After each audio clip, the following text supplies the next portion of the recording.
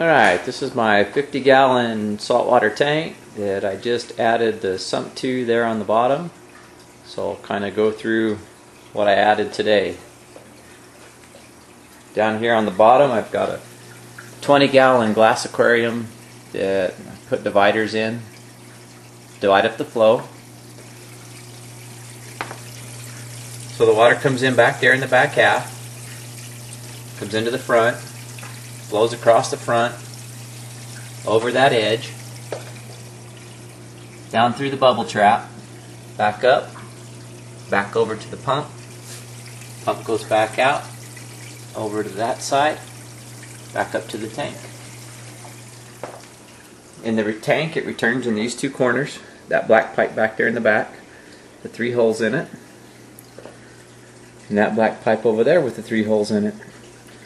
The overflow is this homemade overflow that I made. There's another posting of it on there. But there's the overflow right there. Took a little bit to get it primed. I may have to add one of those pumps that keeps the water pulled up out of the loop. But I got it primed anyways, and it's been flowing real well. Everybody stayed in the tank while I did this. All the clownfish, everybody. So they lived. Didn't kill nothing yet. There's one of them swimming around right there. There's the other one right there. Kind of look at the top here. Coming into the top, here's the sump where the overflow is. Got those little pieces of black plastic in there to cover up the suction, so in case a snail or somebody decides to crawl off in there, you can't plug up that 3/4 pipe. Same thing on this side. The orange and brown plastic pieces are floats, so if that does get plugged up or something goes wrong, the level comes up. Both of those floats, either one of those floats will shut the main pump off coming up to the tank. And it also goes over to here and back across on the hood to a switch in the door.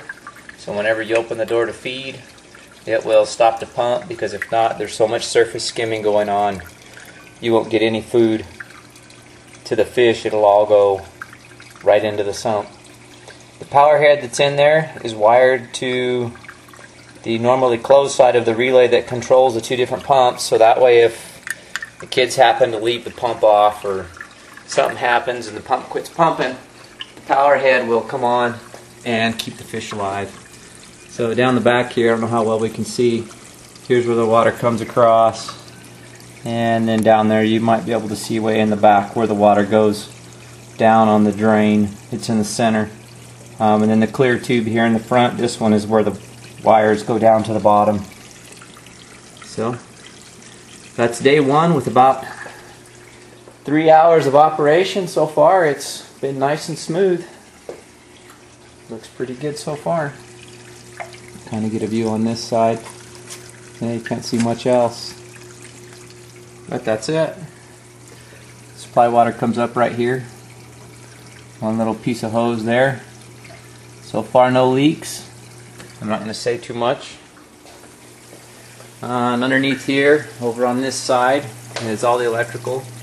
There's a power supply over there for the relay. There's a relay, it's terminal blocks. That relay controls the main pump and the power head, so as long as that relay is picked up, 2 float switches are satisfied and the door's closed, then the main pump will run from the sump. If the door is open, or either one of those level switches goes high, that relay drops out and starts the power head. And if you notice on the receptacle there, it's wired in. Down on the bottom is a power head on the normally closed, up on top is a sump on the normally open, and then those 2 outlets right there are always on.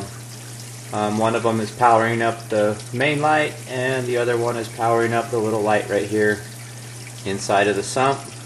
And there's a plug strip tucked away back up under there, and that one feeds the heater, which is now down in the sump over there.